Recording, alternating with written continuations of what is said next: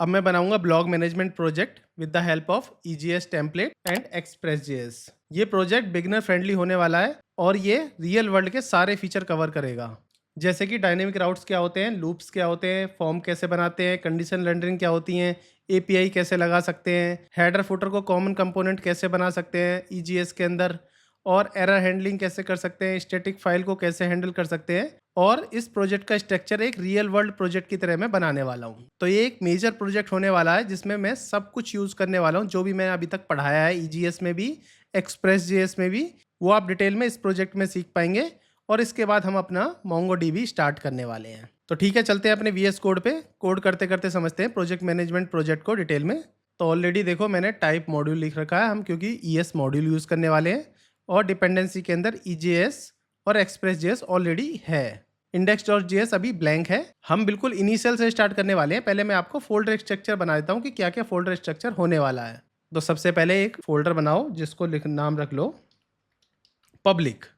Public नाम से एक फोल्डर बनाया। इसके अंदर हमारी CSS फाइल यूज़ हो सकती है, इमेज फाइल यूज़ हो सकती हैं, वो आपको ऑलरेडी पता है। इसमें हम CSS फाइल यूज़ करेंगे तो देखेंगे हम style.css। ठीक है, style.css के अंदर हम CSS लिखने वाले हैं। अब इसके बाद एक फोल्डर और बना लो जिसका नाम रखेंगे व्यूज़। व्यूज़ फोल्डर के अंदर हमारी EJS की सारी फाइल आएंगी, मतलब कि HTML की सारी फाइल व्यू के अंदर हम लिखने वाले हैं। इसके अंदर एक फोल्डर बना लो व्यू के अंदर और, जिसका नाम रख लेते हैं हम पार्शियल्स। पार्शियल से कॉमन फोल्डर बना लिया जिसके अंदर मैं हेडर फुटर रखने वाला हूँ। ठीक है, पहला इसके अंदर एक बना लेते हैं header.EJS, एक और बना लेते हैं footer.EJS। ठीक है, हेडर फुटर मैंने कॉमन बना लिया है जो हर जगह यूज़ होने वाले हैं।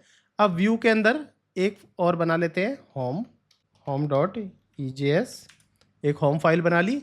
एक फाइल और बना लेते हैं, एक बना लेते हैं blocks.EJS, एक ब्लॉक के लिए, एक होम के लिए, एक एरर के लिए भी बनानी है error.EJS।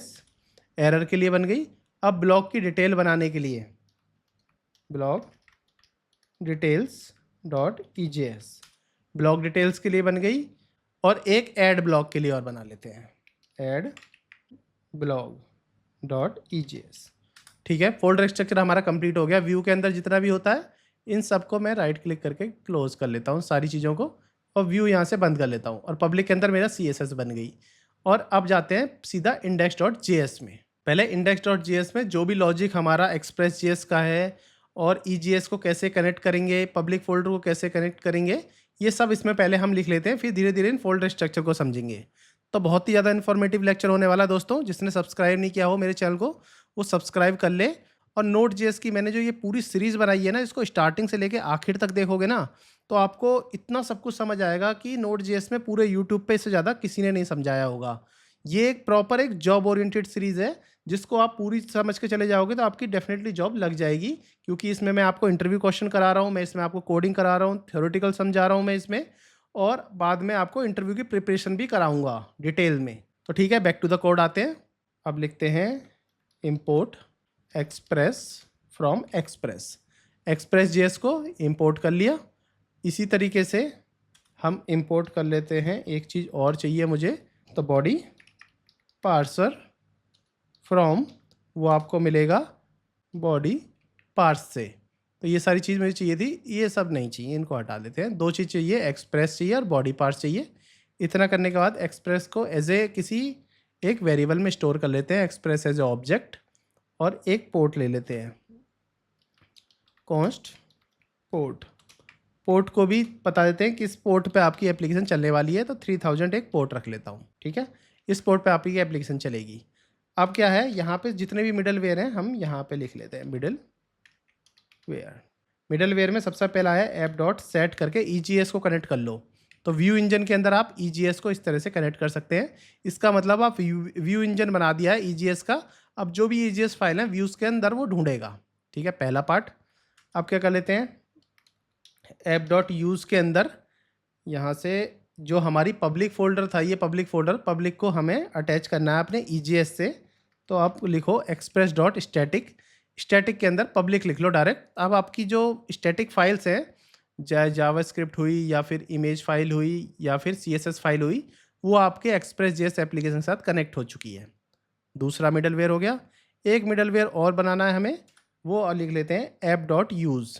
app.use बॉडी पार्सर उठाएंगे, जो हमने बॉडी पार्सर यहाँ से इंपोर्ट किया था, उससे URL एनकोडर एक्सटेंडेड ट्रू कर दिया है। तो बॉडी पार्स का URL एनकोडिंग के लिए ये यूज़ होगा। तो ठीक है, तो तीनों चीज़ को मैंने डिटेल में आपको ऑलरेडी समझा भी रखा है। अब आगे बढ़ते हैं, एक डमी डेटा ले लेते हैं। तो मतलब डमी डेटा का मतलब है, अभी मैं डमी डेटा इसलिए यूज़ कर रहा हूँ क्योंकि अभी मैंने आपको डेटाबेस नहीं सिखाया, ना MySQL सिखाया, ना MongoDB सिखाया। तो अभी हम डमी डेटा से काम चलाएंगे। अगर आपके पास कुछ डेटाबेस की नॉलेज हो तो आप डेटाबेस भी इसमें यूज़ कर सकते हो। अदरवाइज नेक्स्ट लेक्चर से हम डेटाबेस को यूज़ करेंगे अच्छी तरह से। तो यहाँ पे लिखो लेट ब्लॉक्स इस तरीके से, और इसके अंदर दो ब्लॉक लिख लो, एक टाइटल, एक कंटेंट, एक आईडी। इसमें आईडी नहीं लिखी, इसमें आईडी भी लिख लेते हैं। आईडी में 1 लिख लेते हैं, कॉमा टाइटल, और टाइटल में देखो first block, this is the content of first block. इसके बाद ऑथर भी लिख लेते हैं, कॉमा लगाओ ऑथर, मानो कि इसमें लिख देते हैं एडमिन। कंटेंट हो गया। अब इसी तरीके से एक और बना लेते हैं, इसमें ID2 सेकंड ब्लॉक। अब देख लेते हैं इसमें ऑथर क्या है, राइट में जाओ, तो इसको ऑथर को लिख देते हैं यूज़र। एक एडमिन, एक यूज़र, एक और दो और बना लेते हैं, एक तीसरा। अब देख लेते हैं इसमें क्या है, थोड़ा सा इसको बंद कर देता हूँ जो आप भी देख पाओ। तो इसमें देखो ऑथर इस एडमिन बन गया। एक ऑथर, एक और बना लेते हैं इस तरह से। चलो बंद कर लेते हैं, 3 ही रख लेते हैं। 2 एडमिन रख लिए, एक यूज़र रख लिया ऑथर। ठीक है, सिंपल सा रख लिया है। इसको यहाँ से हटा देते हैं इतना। अब इसको सेव कर लो। तो अभी मैंने एक ब्लॉग नाम का एक डमी डेटा बना दिया है, जो एक जेसन के रूप में एक एरे में मैंने सेव करा लिया है। सिंपल। अभी तो मैं अभी टेम्परेरी मेमोरी में ही सेव कराया हुआ है। अब यहाँ पे राउट्स बना लेते हैं। तो राउट्स भी एक होम राउट्स बना लेते हैं। होम राउट्स किस तरह से, app.get लिखते हैं। सिंपल है, राउट्स बनाने आपको ऑलरेडी आ चुके होंगे एक्सप्रेस.js में। मैंने कितनी बार आपको राउट्स बनाने सिखा चुका हूँ।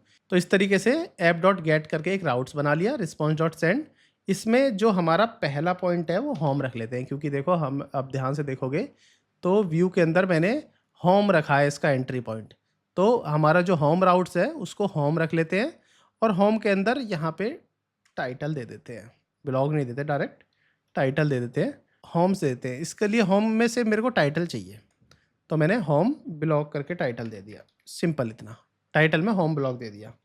एक राउट्स में मैंने इतना दे दिया, होम ब्लॉग टाइटल दिया है इसमें, और कुछ नहीं दिया है। और एक राउट्स और बना देते हैं, जो राउट्स होगा ब्लॉग के नाम से। तो देखो अंडरस्कोर, तो देखो /ब्लॉग्स, /ब्लॉग्स करके एक दूसरा राउट्स बनाया। इसको बंद कर लेते हैं राउट्स को।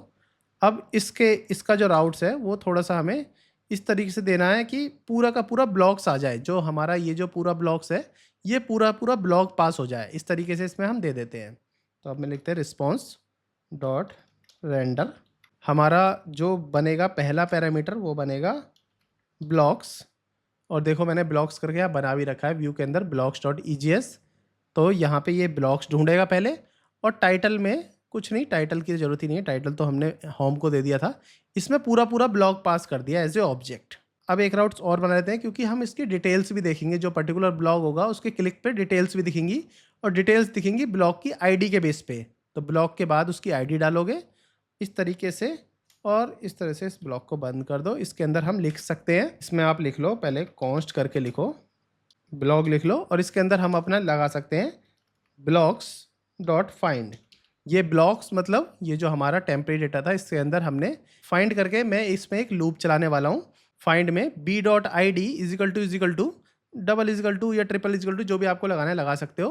पारसेंट करके request dot params dot ID के बराबर है अगर, तो इस ब्लॉग में इसको सेव कर दो।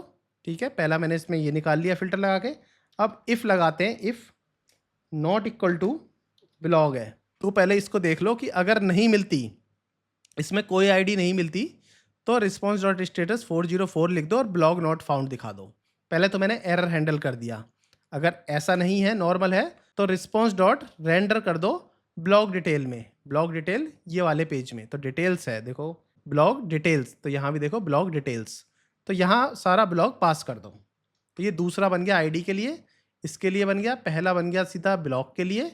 अब एक और बनाते हैं ऐड ब्लॉक के लिए, ऐप डॉट गेट लिखते हैं और इसका राउट्स कुछ इस तरीके से लिख लेते हैं, ऐड ब्लॉग, इस तरह से ऐड ब्लॉग लिख लिया और इतना।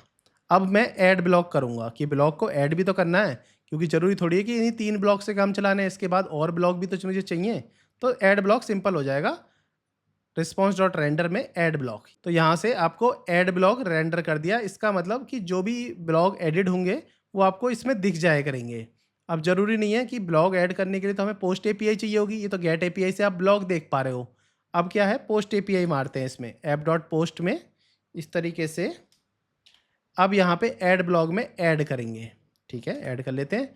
इसमें सीधा पहले अब इसमें से जो चीज़ हमें चाहिए, टाइटल चाहिए, कंटेंट चाहिए और ऑथर चाहिए, तो ये तीनों चीज़ डिस्ट्रक्चरिंग करके रिक्वेस्ट डॉट बॉडी से उठा लो, ठीक है, इतना करो पहला पॉइंट। और अब लिखो blogs dot push, blog dot push में आईडी ब्लॉग लेंथ के हिसाब से +1 करा दे करो, यहाँ से टाइटल दे दो, फिर कंटेंट डेट दो, फिर ऑथर दे दो। इस तरीके से हम अपना उसमें इसी एरे में डेटा पुश करा सकते हैं, ठीक है, इतना कर लिया। अब इसके बाद अपना रीडायरेक्ट कर दो ब्लॉग वाले पेज पे, तो इस वाले पेज पे रीडायरेक्ट करेंगे तो सारी लिस्ट आपको दिख जाएगी। इतना काम होने के बाद रीडायरेक्ट कर देंगे, इतना सेव कर लो। अब क्या है, अब ब्लॉग ऐड हो गया इन दोनों तरीके से, पहले ये गेट एपीआई करके, ये पोस्ट एपीआई करके। अब क्या है, हमें ब्लॉग को डिलीट भी करना है, तो अब यहाँ से लिख देता हूँ मैं डिलीट ब्लॉग, सीधा इसमें लिखते हैं एडमिन ओनली, जो एडमिन हो उसी ब्लॉग को डिलीट कर सकते हैं, अदरवाइज नहीं कर सकते। अगर यूज़र है तो उसको नहीं एडिट कर सकते, वो रीड ओनली मोड रहेगा, जो एडमिन है उसको डिलीट करना है। तो इसमें एक नया कॉन्सेप्ट आप सीखने वाले हैं, इसमें ऐप डॉट गेट लगाएंगे, क्योंकि गेट से ही हमारा डिलीट हो जाएगा। तो इसमें ब्लॉग जो है आपको आईडी के हिसाब से उठाना है, तो यहाँ पे लिखो, सीधा डिलीट लिख देते हैं, पूरा पूरा नहीं लिखते, और यहाँ से आईडी और इसमें रिक्वेस्ट, और इस तरह से बंद कर दो इसको, इस राउट्स को। ब्लॉग इज इक्वल टू पूरा ब्लॉग के साथ फिल्टर लगा लो, तो फिल्टर में अब ऐसे लिख लो, ब्लॉग डॉट फिल्टर में b dot I D not equal to percent request dot params dot I D के इक्वल नहीं है, तो सीधा रीडायरेक्ट करा लो, रीडायरेक्ट कर दो ब्लॉग्स में। ये डिलीट की फंक्शनलिटी हो गई, और ये रीडायरेक्ट कर दिया सीधा डिलीट होने के बाद ब्लॉग्स में। अब एक फंक्शनलिटी और रहेगी, अगर इन सारे राउट्स की जगह कोई गलती से कुछ दूसरा राउट्स डाल देता है तो उसमें 404 एरर हैंडल कर लेते हैं, तो 404 पेज और बना लेते हैं। ये सबसे लास्ट में बनाना होता है और ऐप डॉट यूज़ में बनाना होता है। इस तरह से लिखते हैं इसको, रिक्वेस्ट डॉट सेंड इतना, और इसमें लिख देंगे 404 पेज नॉट फाउंड। इस तरह से ये हैंडल हो जाता है, और लास्ट में लिखते हैं इसको ऐप डॉट यूज़ में। अब लास्ट में अपना स्टार्ट कर दो सर्वर, अपना सर्वर स्टार्ट कर दिया। इस तरीके से सर्वर स्टार्ट करना आपको ऑलरेडी आता है। ये तो बन गया इंडेक्स डॉट जेएस में मैंने सारी चीज़ बना ली, इसी में मैंने कंट्रोलर बना लिया, इसी में मैंने मिडलवेयर, इसी में मैंने डेटाबेस, सारे लॉजिक इसी में ही लिख लिए इंडेक्स में। अब आपको इंडेक्स तो आपकी बन गई, अब छोटे छोटे फंक्शन है जो इसमें बनाने हैं आपको। पहले मैं हेडर फुटर कंप्लीट कर देता हूँ, उसके बाद पहले हेडर पे आते हैं। तो सिंपल इतना लिखते हैं, हेडर, सिंपल हेडर लिखा, नैव बार लिखा। अब इसमें अपना ए टैग जाओ, ए टैग में href चलाओ, यहाँ से होम दिखा दिया, यहाँ से 3 चीज़ ले लेते हैं, पहले मैं बदल लेता हूँ। जो कोपायलट ने दिया है ज़रूरी नहीं है वो सब चीज़ एकदम करेक्ट हो, आपको चेंज भी करना पड़ेगा। देखो होम तो ठीक दिया उसने होम पेज में, अबाउट नहीं दिया, तो अबाउट की जगह मुझे अपना ब्लॉग्स रखना है, तो इसमें मैं ब्लॉग्स रख लेता हूँ। कंटेंट की जगह मुझे ऐड ब्लॉग रखना है, ऐड ब्लॉग, एस हटा दो क्योंकि एक ही ऐड कर रहे हैं, तो यहाँ पे लिख लो ऐड ब्लॉग।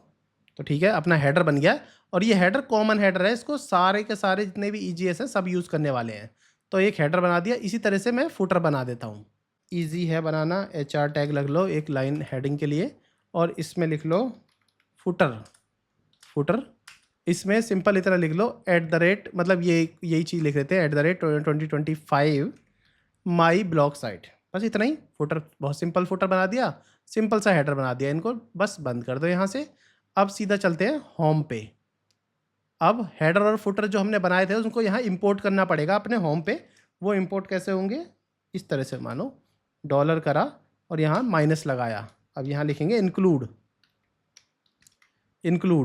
इंक्लूड के अंदर पार्शियल, देखो पार्शियल करके ही था हमारा, PARTIALS, इसके अंदर ही करके हेडर था। इस तरह से हमने हेडर यहाँ से इंक्लूड कर लिया, मतलब इंपोर्ट कर लिया। इस तरह से हम इंपोर्ट कर सकते हैं ईजीएस में कोई एक्सटर्नल फाइल। अब इस तरह से ही हम एक और जो इंपोर्ट होता है फुटर को भी इंपोर्ट कर लेते हैं पहले जल्दी से। इस तरह से यहाँ से इंक्लूड पार्शियल फुटर, देखो हेडर कर दिया, फुटर कर दिया, दोनों सेव कर लेते हैं। अब इसके अंदर हम होम बना सकते हैं। तो पहले लिखो वेलकम टू होम पेज या फिर EGS ब्लॉग पेज, इस लिख लो EGS ब्लॉग पेज, ठीक है। एक H1 टैग बना लिया नॉर्मली, इसके बीच में थोड़ा सा स्पेस कर देता हूँ जो आपको थोड़ा सा डिफ्रेंशिएट पता चले। अब इसमें एक P टैग लिख लेते हैं, P टैग, इसमें लिख देते हैं this is simple blog page render EGS template engine. इस तरह से कुछ भी लिख लेते हैं, जो भी आपको P टैग में लिखना है आप अपने हिसाब से लिख सकते हो, ये स्टैटिक है। अब इसमें एक A टैग और बना लेते हैं। A टैग जो है स्टैटिक नहीं होगा, वो व्यू, यहाँ लिखते हैं ऑल ब्लॉक्स के लिए है, ये सारे ब्लॉक्स को दिखाने के लिए आपको। तो इसका जो URL था वो ब्लॉक्स रहेगा। तो इस तरीके से आपने एक होम पेज बना लिया। होम पेज में सिर्फ इतना है, एक A टैग जो आपका काम का है, जो ब्लॉग पेज पे आपको डाइवर्ट कर देगा। तो आप अपना blogs.egs पे जाओ और यहाँ से ये पूरा कॉपी कर लो इतना, क्योंकि हमें हेडर फुटर बार बार नहीं लिखना, तो इतना इसको लिख देते हैं। अब अपना इसके अंदर ब्लॉग पोस्ट लिख सकते हैं, जो भी ब्लॉग पोस्ट हो। तो इसमें पहले लिखो H2 में कि ऑल ब्लॉग, ठीक है, ऑल ब्लॉग्स लिख लिया। अब अनऑर्डर लिस्ट यहाँ से लगा सकते हैं, अनऑर्डर लिस्ट में इस तरह से लिखो और इसके बाद यहाँ से परसेंटेज लिख के ब्लॉग्स डॉट, क्योंकि हमें यहाँ पे जाओगे तो याद रखो कि देखो हमें यहाँ से ये रहा ब्लॉक्स करके मिला है, जो भी मिला है। तो blocks dot for each loop इस तरह से लगा सकते हैं। फॉर ईच लगाया ब्लॉक्स के ऊपर और इसमें से टाइटल निकाल लिया और कंटेंट निकाल लिया। देखो अभी मैंने इसमें से सिर्फ टाइटल और कंटेंट निकाला है, बट ऐसा ज़रूरी नहीं है आपको यही निकालना हो। अभी मैं हटा देता हूँ, अभी इतना ही रख देते हैं। इसके अंदर मैं पहले A टैग दिखाता हूँ। A टैग से पहले आप ब्लॉक्स के अंदर जाके ब्लॉक्स डॉट टाइटल इस तरह से भी उठा सकते हैं और यहाँ पे लिखो बाय और ये B टैग में, B टैग के अंदर अब अपना परसेंटेज इज इक्वल टू यहाँ पे लिखो ब्लॉग डॉट ऑथर। तो इस तरह से अपना परसेंटेज लगाओ और इसे बंद कर दो। इस तरीके से देखो मैंने एक कॉन्सेप्ट लिख लिया, A टैग बनाया, HREF में ब्लॉग्स में ID से थ्रू भेज दिया, ब्लॉग डॉट टाइटल ऐसे दिखा दिया और ब्लॉग डॉट ऑथर इस तरह से दिखा दिया। इतना करने के बाद अब इस पर नेक्स्ट पे आओ, इसमें फिर इतना लिखते हैं, फिर परसेंटेज लिखते हैं। परसेंटेज लिखने के बाद इसमें इफ़ लूप लगा सकते हैं कि इफ़ में भी ऐसा blog dot author is equal to admin है, तो स्पैम में एडमिन को देखो इस तरह से दिखा सकते हैं कि एडमिन को रेड कलर में दिखा देंगे। और इसके बाद A टैग में HREF इजिकल टू यहाँ पे डिलीट का कुछ सिंबल लगा लेते हैं, डिलीट ब्लॉग ID के थ्रू। डिलीट में कलर राइट मार्जिन और यहाँ डिलीट एक बटन लिख देंगे, तो हमारा दो चीज़ हो जाएंगी। यहाँ पे इस तरह से लिख देता हूँ, बटन को थोड़ा सा स्टाइलिश बना लेते हैं। तो एक डिलीट बटन बना दिया हमने और इसके हिसाब से हमारा यहाँ पे ये वाला काम ख़त्म हो गया। अब इसके बाद अपना यहाँ से लूप बंद कर दो, यहाँ पे लूप बंद कर सकते हैं इस तरह से। ये लूप हो गया इसके लिए, ये लूप हो गया उसके लिए और लास्ट का लूप हो गया ये नीचे वाला, ठीक है। राइट क्लिक करो, इसको फॉर्मेट और कर देते हैं, फॉर्मेट डॉक्यूमेंट। अब क्या है थोड़ा सा और डिटेल में दिख जाएगा आपको। यहाँ से इसको सेव कर देते हैं। अब इतना काम हमारा कंप्लीट हो चुका है, ब्लॉग हमने बना लिया है। अब जाते हैं अपने फोल्डर में। अब इसका नेक्स्ट है ब्लॉग की डिटेल्स चाहिए मुझे। डिटेल्स के लिए सबसे पहले इसको फिर से कॉपी कर लो और इसको यहाँ पेस्ट कर दो। यहाँ के अंदर हम डिटेल्स बनाने वाले हैं। डिटेल्स में आप देख लो डिटेल्स में किस तरह से आपने पास किया था। ये ब्लॉग डिटेल्स में मैंने पास किया था ये सिंपल ब्लॉग, तो ठीक है सिंपल ब्लॉग से काम चलाएंगे। इसमें लिखते हैं H2 और यहाँ पे इस तरह से लिखते हैं percentage is equal to blog dot title और फिर परसेंटेज इतना। पहला टाइटल बना लिया और दूसरा बना देंगे कंटेंट और तीसरा P टैग के अंदर ही बना देते हैं, P टैग में ही, और इसके अंदर B टैग और डालते हैं। इसमें लिख देते हैं ऑथर। ऑथर क्या बनाएंगे, इसमें बना देते हैं ऑथर, इसको पहले पूरे को कॉपी कर लेते हैं, सीधा ब्लॉग डॉट ऑथर लिख लेंगे। यहाँ लिखा ब्लॉग डॉट ऑथर, ठीक है। यहाँ से तीनों चीज़ निकाल ली हमने। अब इसके बाद करेंगे एक लूप लगाएंगे परसेंटेज करके, इस तरह से परसेंटेज करेंगे और इफ़ लिख देंगे ब्लॉग डॉट ऑथर अगर एडमिन है, तो इसके बाद अपना पी टैग लगाओ। पहले तो पी टैग के अंदर मैं थोड़ा सा स्टाइल लिख लेता हूँ। स्टाइल में कलर दे देते हैं, सीधा कलर, और इस कलर को किस तरह से देते हैं, रेड कलर को, ठीक है। अब इसमें पी टैग में मैंने स्टाइल दे दी। अब इसमें लिख देंगे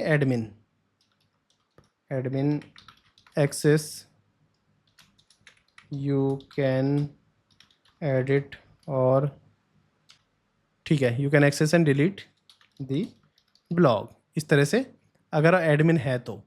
इसके बाद इतना लिखो, परसेंटेज लिखो, इसके बाद इतना लिख के और यहाँ पे लिखो एल्स में फिर पी टैग में रेगुलर यूज़र एक्सेस। अगर एडमिन नहीं है तो रेगुलर यूज़र है, एक्सेस कर सकते हैं, बस ये रीड ऑनली मोड होगा, तो इसमें लिख देते हैं रीड ऑनली मोड, ठीक है। Regular user blog read only mode, इस तरह से लिख देते हैं, इस तरह से लिखते हैं। और इसके नीचे एक ए टैग दे देते हैं जो ब्लॉग के लिए बैक टू ऑल ब्लॉग पे चला जाएगा, बैक टू ब्लॉग्स, यहाँ सेव कर दो। ये वाला काम कंप्लीट हो गया। अब ऐड ब्लॉग का काम और कंप्लीट कर देते हैं। ऐड ब्लॉग भी सिंपल, इतना पहले इसको कॉपी करते हैं, इसको ऐड ब्लॉग में जाके पेस्ट कर देते हैं। इतना तो रहेगा ही, ये तो हर किसी केस में रहेगा। अब H2 में लिख देते हैं इसमें ऐड ए न्यू ब्लॉग, ठीक है। यहाँ से ऐड ए न्यू ब्लॉग लिख दिया। अब इसके अंदर हमें क्या लिखना है, एक फॉर्म बनाना है, क्योंकि आपको मैंने बताया था मैं फॉर्म बनाना भी सिखाऊंगा आपको। फॉर्म के अंदर एक एक्शन रखना है, action is equal to action B, जो हमारा ऐड बटन वाला एक्शन था ऐड, तो क्या लिखा था हमने, ऐड ब्लॉग लिखा था, क्या लिखा था यहाँ पे आके चेक कर लेते हैं, ऐड ब्लॉग लिखा था। तो एक्शन में ऐड ब्लॉग पे भेज देंगे और मेथड इसका पोस्ट रखेंगे, मेथड पोस्ट, ठीक है। इस तरीके से हम फॉर्म बना सकते हैं। फॉर्म के अंदर मुझे इनपुट रखना है पहले, इनपुट टाइप में text, name title, place holder भी टाइटल, रिक्वायर्ड भी लिख लेते हैं, कोई बात नहीं, और इसके अंदर बी आर टैग भी डाल देते हैं। इस तरह से एक इनपुट बना लिया। एक इनपुट और लिख लो, इसमें भी लिख लेते हैं इनपुट टाइप में टेक्स्ट ऑथर, और प्लेस होल्डर में भी ऑथर लिख लिया। दो हो गए, दो इनपुट बन गए। एक टेक्स्ट एरिया में कंटेंट, प्लेस होल्डर में कंटेंट, और एक लास्ट में सबमिट बटन बना लेते हैं। यहाँ पे एक सबमिट बटन डालते हैं ऐड ब्लॉक का। इतना सिंपल था, बहुत सिंपल, कि फॉर्म बनाना है, बस इतना फॉर्म बनाना है। वही जो HTML में बनाते थे सेम टू सेम बना है, कोई इसमें मैंने हार्ड एंड फास्ट रूल नहीं लगाया, कोई GS का रोल नहीं है, सिंपल फॉर्म बना है। अब अपना एरर और पेज और बना लेते हैं। जो भी मेरा यहाँ था इसको फिर से कॉपी करो, एरर पेज में जाके फिर से पेस्ट करो, क्योंकि हेडर फुटर मुझे एरर में भी चाहिए। तो अपना इतना लिखो और यहाँ पे लिख सकते हैं हम H2 टैग में इस तरह से जो भी एरर का मैसेज होगा यहाँ पे आपको मैसेज दिखा देंगे। तो एरर का मैसेज इस तरह से दिखेगा, और यहाँ पे परसेंटेज लिख के बंद करो। यहाँ से देख लेते हैं हमने एरर किस तरह से भेजा था। यहाँ पे भेजा था हमने एरर टाइटल में, या फिर टाइटल की जगह आप सीधा यहाँ मैसेज लिख लो, सिंपल मैसेज लिख लेते हैं। इसी को ले लेते हैं, कॉपी करो, इसको सेव कर लो, और यहाँ पे हम इतना लिख सकते हैं मैसेज। जो भी मैसेज वहाँ से मिलेगा H2 टैग में यहाँ दिख जाएगा। यहाँ पे चाहो तो स्टाइल भी लगा सकते हो आप। स्टाइल में कलर रेड में मैसेज दिख जाएगा, ठीक है। इतना करने के बाद अपना एक ए टैग में लिख दो, ब्लॉग में गो होम। होम के लिए सिंपल ये, या यहाँ पे जाके गो होम लिख देते हैं, गो होम। अगर एरर आता तो गो होम पे भेज दो। एरर का काम कंप्लीट हो गया, ऐड ब्लॉग हो गया, डिटेल हो गया, सिंपल ब्लॉग्स हो गया, होम हो गया। अब क्या है, एक CSS और बना लेते हैं। छोटी सी CSS लिखेंगे, ज़्यादा नहीं लिखेंगे क्योंकि लेक्चर लंबा नहीं करना हमें। तो सिंपल CSS है। चाहो तो मैं CSS बनी हुई है मेरी, उसी को कॉपी कर लेता हूँ, क्योंकि ये CSS का लेक्चर नहीं है। अगर आप यहाँ तक सीख रहे हो तो CSS आपको आती होगी। छोटी सी CSS है, बॉडी टैग लिखा है यहाँ पे नेव बार के अंदर लिखा है H1 H2 टैग को कोई कलर दे दिया है, और यहाँ पे फॉर्म और इनपुट और टेक्स्ट एरिया को कुछ CSS दे दी। छोटी सी CSS है, 4 लाइन की। मैं स्क्रॉल करके आपको दिखा दूंगा, इस तरह से आप लिख सकते हो। देखो इस तरह से, बस इतनी लिखनी है। अब अपनी एप्लीकेशन को स्टार्ट कर सकते हैं हम। नोड -- वॉच और अपना index.js, इतना लिखेंगे, अपनी एप्लीकेशन स्टार्ट होगी इस पोर्ट पे। और अपने ब्राउज़र पे जाओ, नेक्स्ट टैब ओपन करो और इसमें पेस्ट कर दो। तो देखो ये तो रहा हमारा होम पेज। यहाँ ऊपर हेडर दिख रहा है, नीचे देखो ये फुटर दिख रहा है इस लाइन से नीचे, और मैंने हेड इसमें देखो welcome to the EGS blog page लिखा था और ये सिंपल लिखी थी और व्यू ऑल पेज लिखा था। अब जैसे मैं जाके दिखाता हूँ मैं आपको होम पेज, तो यहाँ से हेडर मिल गया, यहाँ से फुटर मिल गया और ये चीज़ थी, और एक मैंने यहाँ ब्लॉग्स का एक टैग लगा दिया था, HREF टैग। अब मैं देखो व्यू ऑल ब्लॉग पे जाऊँगा तो मैं इस तरह देख सकूँगा मेरे इतने सारे ब्लॉग्स हैं। फर्स्ट ब्लॉग एडमिन है, दूसरा ब्लॉग यूज़र है, तीसरा ब्लॉग एडमिन है जिसको डिलीट कर सकते हैं। जो एडमिन ब्लॉग है उसे डिलीट कर सकते हैं, जो यूज़र है उसको डिलीट नहीं कर सकते। जैसे मैं दिखाता हूँ, ये रीड ओनली मोड में था ये वाला, तो इसको हम डिलीट नहीं कर सकते। बैक टू ऑल ब्लॉग जाते हैं। ये थर्ड वाला जो है इसको एडमिन एक्सेस है, यू कैन एडिट और डिलीट दिस ब्लॉग, ठीक है। बैक टू द ब्लॉग जाते हैं, इसको डिलीट कर सकते हैं, इसको भी डिलीट कर सकते हैं। एक को डिलीट करके दिखाता हूँ, इसको डिलीट करते हो सिंपल डिलीट हो जाएगा। अब ऑल ब्लॉग में जाओगे या ऐड ब्लॉग में जाओगे तो ऐड कर सकते हो। सिंपल ब्लॉग में जाओगे आप 2 दिखेंगे। होम पे जाओगे तो होम पेज, ये हेडर का काम है, ये सारे हेडर काम कर रहे हैं।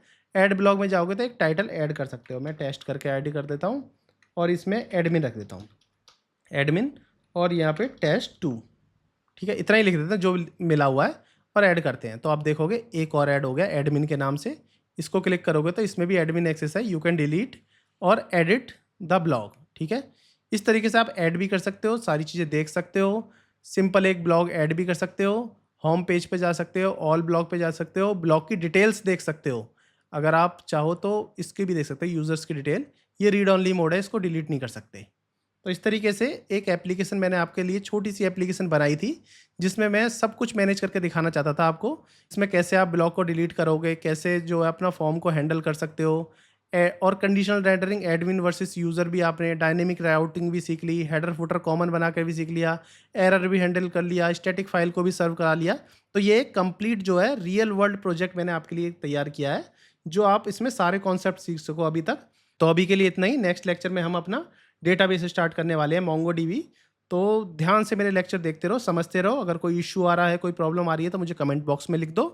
बस आपको करना क्या है, मेरे चैनल को सब्सक्राइब करना है, अपने दोस्तों को शेयर करना है जितना हो सके। आपके एक सब्सक्राइब से मुझे बहुत ज़्यादा मोटिवेशन मिलता है, तो प्लीज़ सब्सक्राइब जरूर कर लें। Thank you for joining.